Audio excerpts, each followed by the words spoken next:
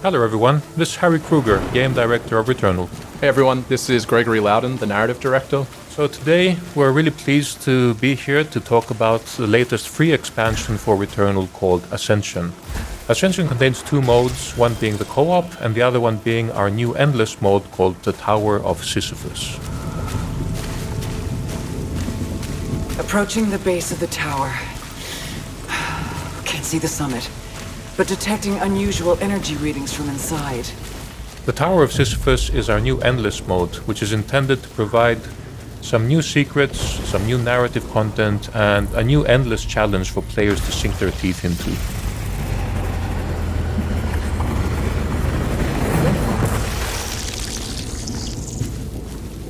As you can see, the tower has its own look and design as you climb up it, but as you'll see in the video, it changes quite rapidly too.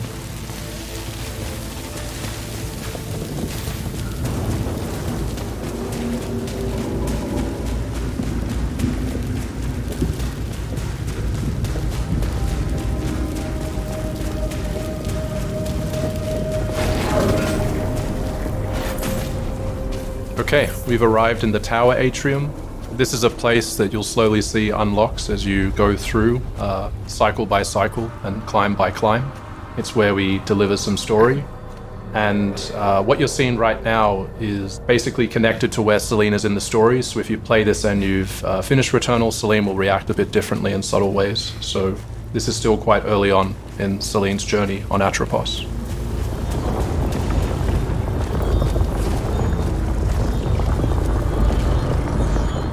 So in the Tower of Sisyphus, we wanted to take the strongest elements of Returnal's combat and distill them into a very focused package full of intense action.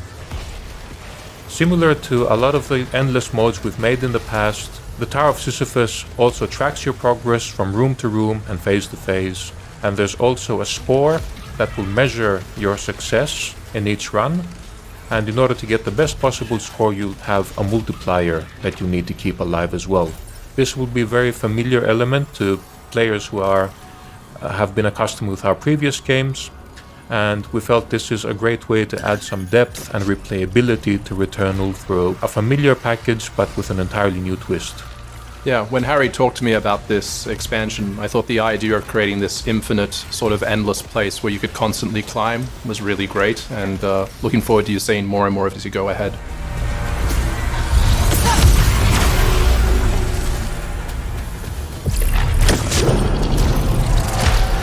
Yeah, in terms of combat, you will have, of course, some moments of respite as well. So the rooms and the progression through the tower will be, of course, procedurally generated, or each run is guaranteed to be unique. And you will find different treasure rooms, different surprises, a lot of secrets, and a lot of different scenarios that will challenge you and give you different types of rewards.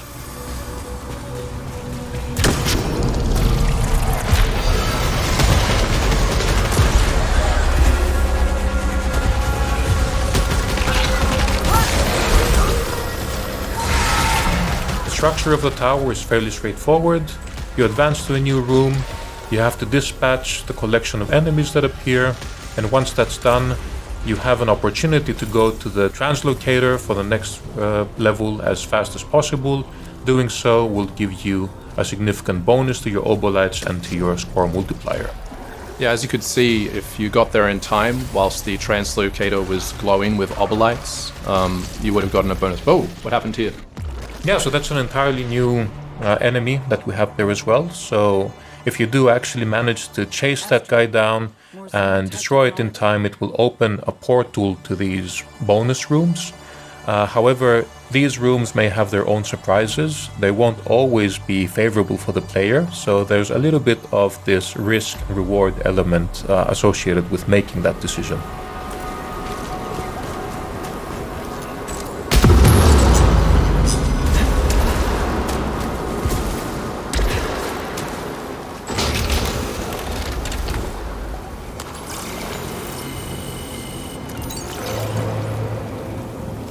We've been really happy to see the reception that Returnal has gained with the community.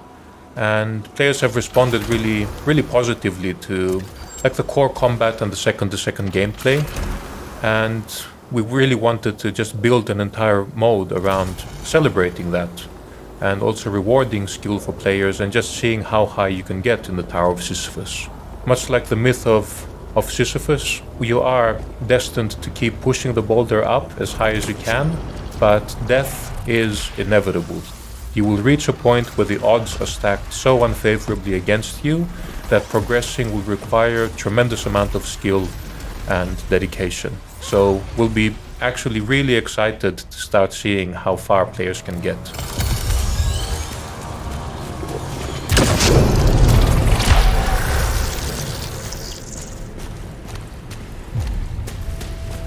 Here we're introducing a new weapon called the Disgorger. This is one of the many super weapons that you will find. And these act a little bit differently to your usual weapons in the sense that you have very limited use of them as consumables. And these will unleash tremendous firepower that can make a big difference in life or death situations. So collecting these and unleashing them in strategic moments can actually be a really big benefit for players who want to get as far as possible in the tower. It's also a cosmic, organic sort of weapon. As you can see, this is the Blightwave Disgorger, and it has and unleashes a massive amount of force and attack. But as Harry said, you need to choose wisely when to use it.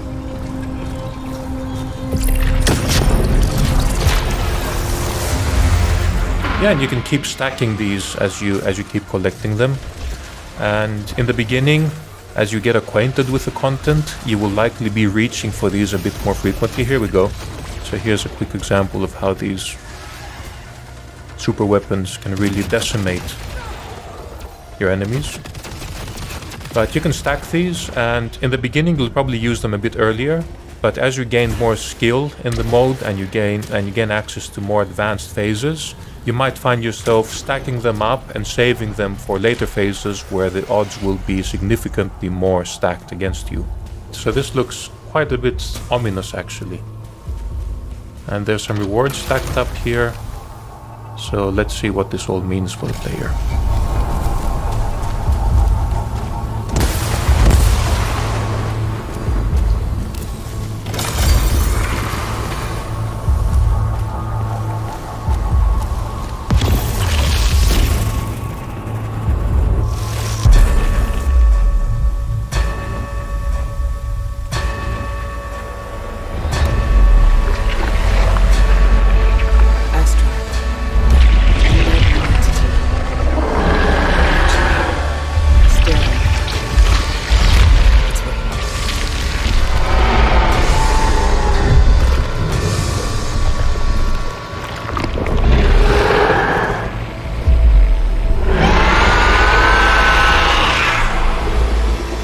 Okay, here we go.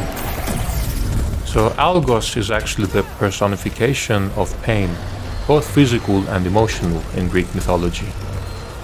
And I guess just looking at the onslaught of bullet patterns and attacks, you can see why that was such a fitting name for this encounter. It was also a place for our VFX team, as you can see, to go wild with our tentacle technology and do something pretty special and completely simulated. Oh man, and once again, you can't see it now, but I have a huge smile on my face just looking at all the glorious bullet patterns, just feeling the playfield. Aside from, of course, the engaging challenge that they provide, I think they do create their own unique aesthetic that we're quite proud of being a central part of Returnal's unique identity.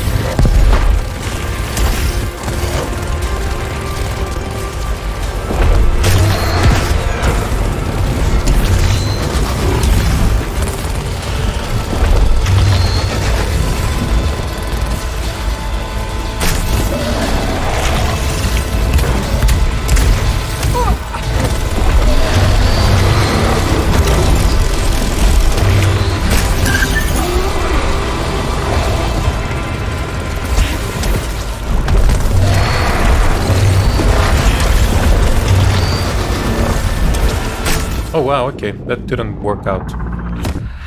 But yeah, one key difference with the main game is that here, when you actually die, you will resurrect inside the tower. This was designed so that you will have the lowest possible barrier of re-entry to keep trying to get higher and higher in the Tower of Sisyphus. There on the right you could see the device. You can access that at any time to actually check out the leaderboards, which is where you can see your highest score and compete against friends and foes for the highest possible ranking. In Returnal, we had the house. In Tower of Sisyphus, we have a new space Celine can uncover by using the bed here in the atrium. Let's see what happens.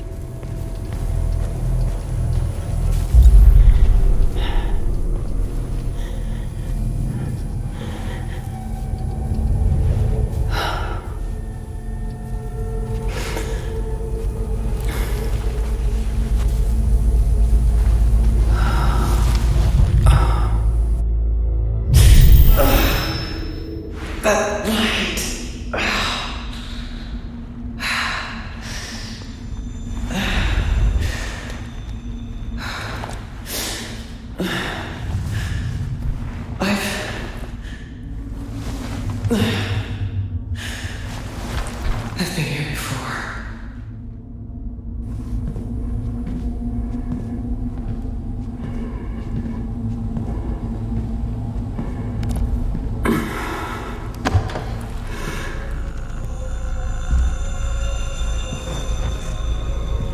This corridor. I know this too.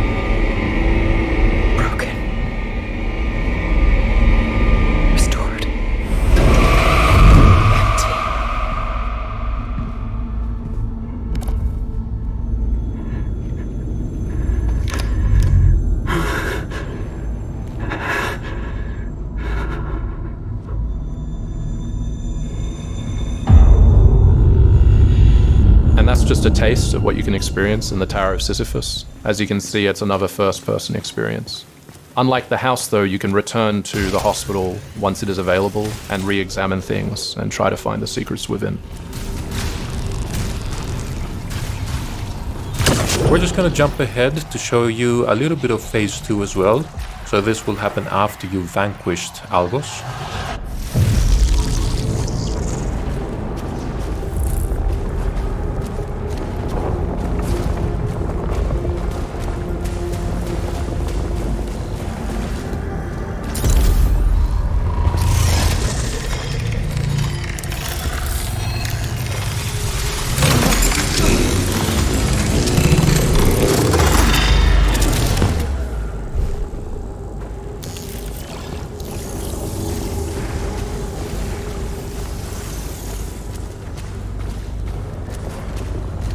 At the end of each phase, you'll get an opportunity to visit the fabricator, where you'll get a chance to use all of the hard-earned obolites that you've accumulated. Here, as you're familiar with, you'll be able to purchase a variety of different items that will help you ascend higher into the tower.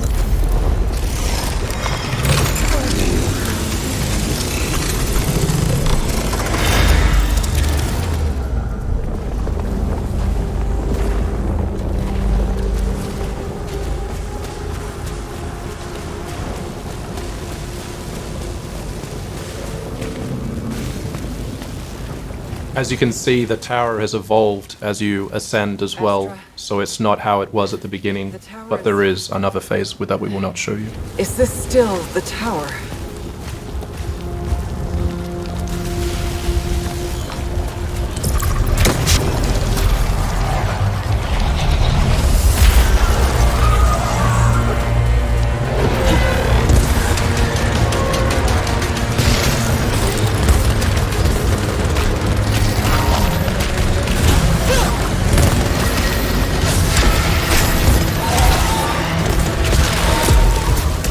Sisyphus will also constantly challenge you and challenge you further and further the higher you climb.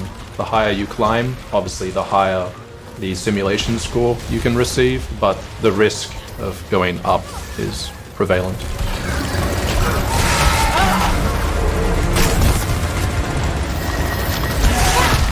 So the key to getting the best possible score is of course keeping your multiplier up.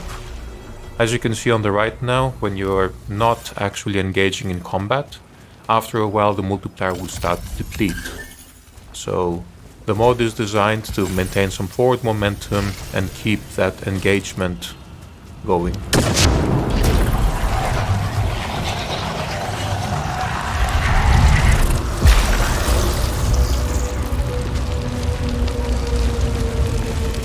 One of the new encounters that you'll have in the Tower of Sisyphus are these rooms where you will have these pre-charged fabricators where you have to choose one out of two options.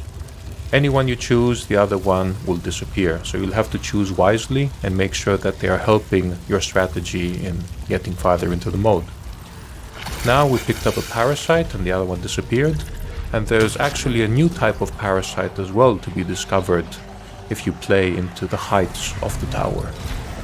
The tower also features a lot of different hostiles that you would have encountered across Atropos. Be prepared for that as well. Yeah, in some ways it's kind of like a greatest hits remix, right? So they identified what were the strongest combat scenarios in the main game with a lot of the varied enemies that we have across all of our biomes. And here in the Tower of Sisyphus you'll get to encounter them all in entirely new configurations and some increasingly challenging scenarios. And also expect Algos to be haunting you throughout your ascent. Yeah, that guy just doesn't give up.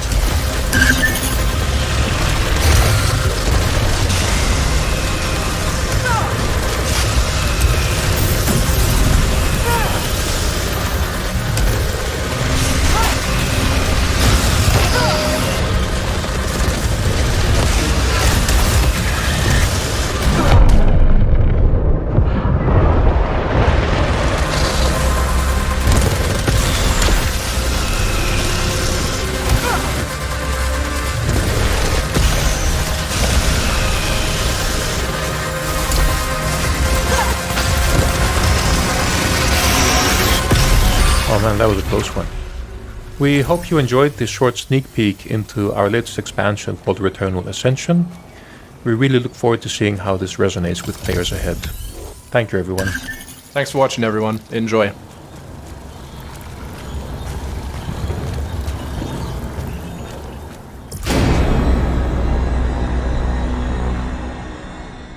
PlayStation